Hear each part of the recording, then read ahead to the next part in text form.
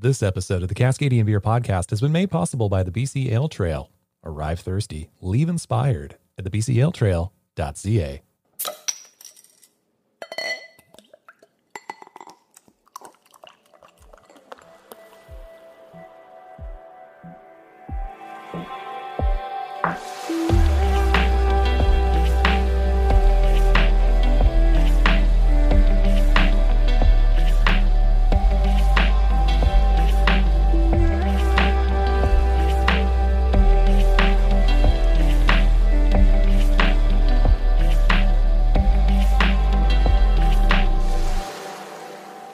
Welcome to the Cascadian Beer Podcast.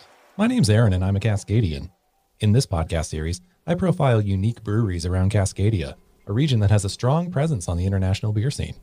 If this is your first time here, welcome. I really hope you enjoy this episode, and I hope you hit subscribe in your favorite podcast app. That way you'll never miss an episode. And if you do enjoy this episode, please share it with another beer-loving friend. It really helps support this podcast. In the Okanagan Valley, there's a small British Columbia town of Penticton. In recent years, this town has seen a boom in local breweries opening their doors, so much so that Lonely Planet named Penticton Canada's craft beer capital for the year 2020. I stopped in to visit the team at Cannery Brewing. My name is Ross Thompson. I am the head brewer and one of the partners of Cannery Brewing. All right, Cannery Brewing. I'm in the Okanagan. It is so nice to be back in the Okanagan. I used to spend summers up here, so okay, gotcha. Familiar with the area. Yeah. So how long have you been in operation for? I moved to the Okanagan, I think it was in 2008. Joined Cannery Brewing then. They'd already been in operation since 2001. Mm-hmm. Yeah, they brewed their first batch on April Fool's Day of 2001, which is awesome. You know, we just had our 18th birthday, whatever it was, a week and a bit ago. Yeah, we're taping this in April, so yeah. So happy birthday! Yeah, thank you very much. Yeah. And yeah, they purchased the equipment from Wild Horse Brewing, which ran, I'm not sure how many years here on Main Street in Penticton. The idea with them was they were just going to brew beer and sell it to their ski hill restaurants that they owned. Not sure what happened, but then Pat and Ron, who bought the equipment, they just decided to open a brewery. I'm not really sure what the reason was. They had a sous chef in the restaurant that they owned in Naramata, and he loved to homebrew, so they just decided to open a brewery. And yeah, they ran a 5-star restaurant in Naramata for 30 years and just decided to switch it up, I guess. And sweet. Yeah. So for the name of the brewery, I'm going to take a wild stab in the dark, slightly educated guess here, saying that was this building a previous canning facility or something like that? Yeah, the building that the brewery originally started in was an old Almeyer canning facility. Oh, okay. So we've moved since then. Yeah, so right. It's about 5 blocks across town from our current location.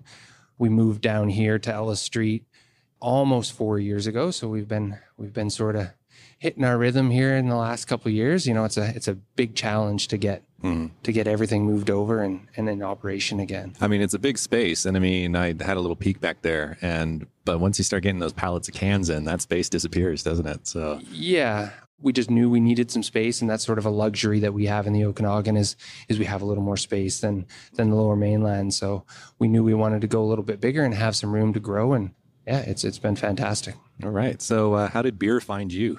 I really have no idea. I came to the Okanagan. I followed my wife here. She wanted to get into wine, and I just followed her down here. And, you know, I had a Naramata Nut Brown sitting in the Naramata pub when I first moved here, and I was just like, this is phenomenal. Like, I never tasted anything like this before. Needed a job, so I just went and harassed Pat for nearly 2 months probably to hire me, and finally she caved and hired me. I knew nothing. I had started homebrewing as soon as I moved to the Okanagan, so I had a little bit of a background there, but nothing to speak of. So like you had that Nut Brown. Yeah. Did you immediately go out and buy a homebrew kit, or did you apply for the job here first or try to get a job here first? It all sort of happened at the same time. I was like, I knew I wanted to get into beer at that point, and so I was like, how do I do this? And found a ad in the newspaper. Somebody was selling all their equipment, and went and bought it and just kind of jumped headfirst into it. And sweet. Yeah. You remember your first batch? I think it was a spruce tip winter. Wow, that's pretty ambitious for it. Yeah. The crazy thing was it was the best batch that we brewed Right. pretty much in that whole year Right. was that first one. That was kind of like my first batch of homebrew too. Yeah. I did a Munich lager and I was like, man, this is great. And then several failures after that. So. Yeah, and I don't know if it's just because we just sort of get comfortable and we don't focus so much on it. I think that's it. You're a little overconfident because it turns out so good the first time, right? Yeah. Yeah. So then how long did you have home brewing then until you actually started brewing here then? Like, what was that window? I was pretty much thrown right into the mix as soon as I started working here. At that point, there was only one brewer that was working here and then another guy in packaging. So I kind of just got thrown into absolutely everything, and learning curve was pretty steep, but managed to hold it together. When did you take over the head brewing position then? Pretty much 5 years ago, I would say. So right before our move over to here, I sort of was running the show, coming up with the new recipes and beers. And yeah, it was, a lot of fun, somewhat stressful.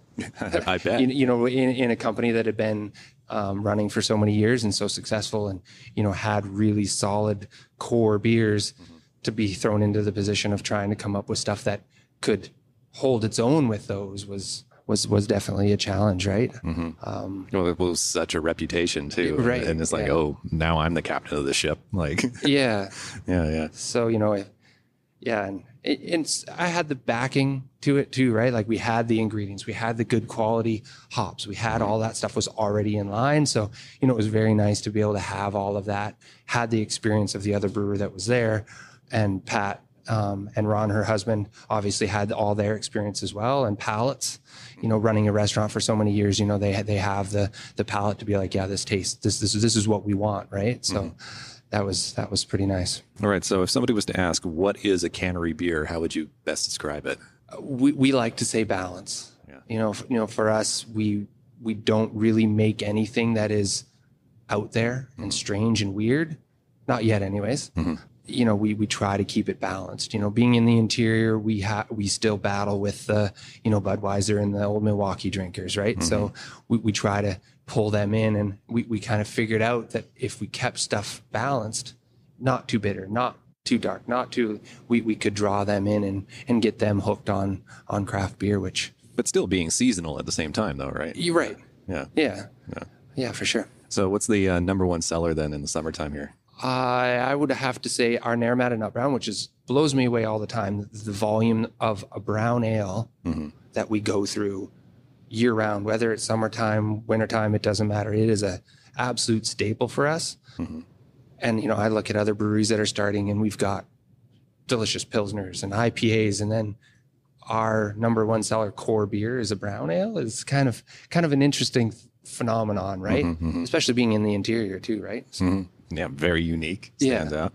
So we have this lovely tasting room space here with the kitchen in the back. Is there a lot of collaboration between the beers you're doing and the kitchen? Like, do you do any pilot batches to test things out here? The guys in the kitchen, they're pulling beer off the tap all the time to cook with and add to the restaurant. And we do pilot batches in the back. We used to do them weekly, but as we've grown and as we've gotten more busy, we don't have the time to do it. In the wintertime, we do a few, and usually we try to run anything new that we're brewing through that pilot system first, obviously, you know, to just test it out and see if it's something we want to do. So you've been in the Okanagan for a few years now. If somebody was to travel to the Okanagan, what are some things to do besides visiting you guys? Some nice attractions in the area that you enjoy? I always push people towards beer. I mean, we're lucky enough to, you know, now by the end of this coming year, we'll have 7 breweries in Penticton, which is phenomenal. That's going nuts.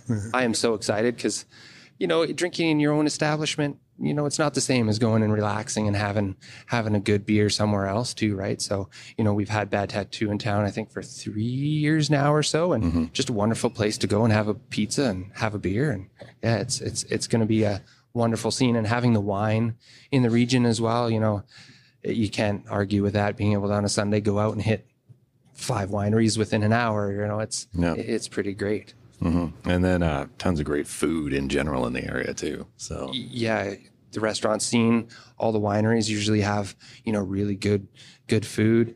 There's some good restaurants in town.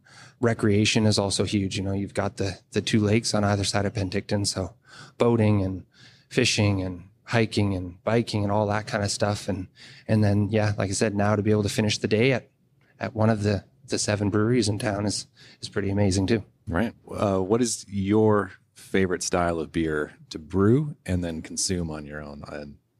Besides the nut brown, I always tend to lean towards the lighter beer. So Pilsners, lagers. Being a brewer, they are the most challenging style to brew. Everything has to be literally perfect, from yeast health to ingredients to bitterness. Like, they have to literally be perfect in order to be, above average, right? So it's a challenge. And I guess that's what we all sort of look for is to do something that challenges what we do. Yeah. It's funny that the simplest of beers is the most complicated to make too. Right. Yeah. In terms of growth, I mean, you guys are in the space. You've been here for a few years now. Are you kind of happy at this level, or are there plans to expand and kind of keep going from here? I mean, we are lucky enough that we're seeing, really consistent growth over the last 4 years. Something that's really manageable, so that we're not just like scrambling to keep our heads above water. But we're always looking to grow. And, like we were talking before about how we are, play the balanced beer role, sort of, right? The last little while, we've been trying to step outside of that. We're dabbling in the sour realm, and there's tons of great fruit in the region to try. Yeah. So, the fruited sour thing is sort of, we're going towards that. We did our first barrel aged beer here this year. And yeah, we just have it on the books to try and do some more extreme, but keep it within what we still do, right? We still want to create a beer that is consumable, right? We all drink those beers that are just like, this is amazing, but I can only drink 4 ounces of it because it is so extreme. Yep. So yeah, we're definitely going to try to step and having the new breweries in town too. You have some very qualified, very good brewers come into town. We're going to have to step up our game too, and join in on everything they're doing too, right? So, well, I mean, it's only good for the local community, really, right? And so that we look at that, and it's going to push us, and we're going to push them, and it's just going to elevate Penticton in general as far as beer goes. So it's going to be an interesting couple of years coming through Penticton. Yeah. So I mentioned the cans earlier. So you guys do package, you do ship it out. How far does that distribution net go? We are pretty much Manitoba to the Yukon. Right. We send a little bit of product north, but most of our product is consumed in BC and Alberta. We send a fair amount to Alberta, but they sort of get the short end of the stick when we get busy, and everything starts to get hyper local. Everything gets your distribution pulls in. So yeah, just very regular on the Lower Mainland and out to the island too, right? Yeah, so. And we're lucky. We have great following, great support in the valley. I would say 80% of what we make gets consumed in this valley, which we're super blessed to have that following. Right. So if somebody was wanting to get into brewing beer themselves, what would be some advice that you can give them? Like home brewing or professionally? Well, yeah, both sides. Both sides? Yeah. The first start is you have to have a palate. You have to, if you love good food, if you love that sort of thing, it'll be a natural fit to start brewing and following, beers that you like. And I think that's an important thing is if you do get into brewing is to brew the things that you like to drink. And we try really hard to do that here, where we, if you start brewing things that you're just like, I don't regularly drink that, it will definitely show. So, and education, at Kwantlen College, like there's some really cool things going on in BC as far as education goes. And that's a very good step. But when we hire people here at Cannery, we look for people that are well-rounded. They have other life experiences, whether it is food or industry or that sort of thing.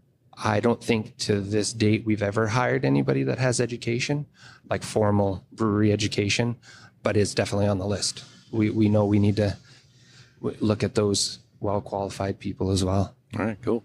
What are you brewing next? We just did our seasonal saison that we do. It's called Meadowlark. We're just trying to keep up. We just released our apricot wheat. We have a Sunblink berry sour, which has blown up on us. Like, we just can't keep it in tank. So it's sort of hard to be looking towards what's next when you can't even keep things in inventory that you already are making, right? So we are just a little bit of a sneak peek doing some work on our brand, and so there'll be some cool stuff coming up here shortly in the next 3 or 4 months. Sweet. There'll be a good change to some of our core things. So can't wait to share that with everybody. Yeah, looking forward to that. Yeah. And who inspires you to brew beers? Like what sort of other breweries do you look up to?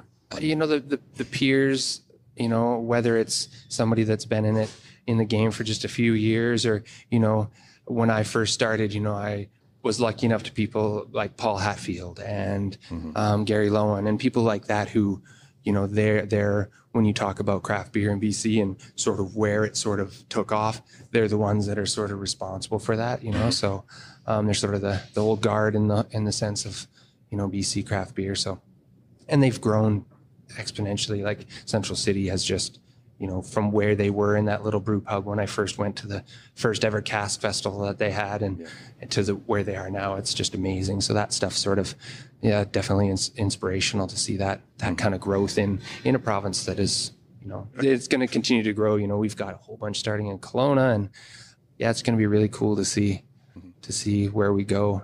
We're headed to the CBAs here in a couple of weeks, Canadian Brewing Awards, and it's always just mind-blowing when you go out there, and even from year to year, we sort of get focused on what's going on in BC, and then you see what's happening in Canada in general is amazing. They're working on Canada-wide craft brewers guild now too, right? So it's just going to make the industry just that much more solid and have that much more influence, right? It's going to be great.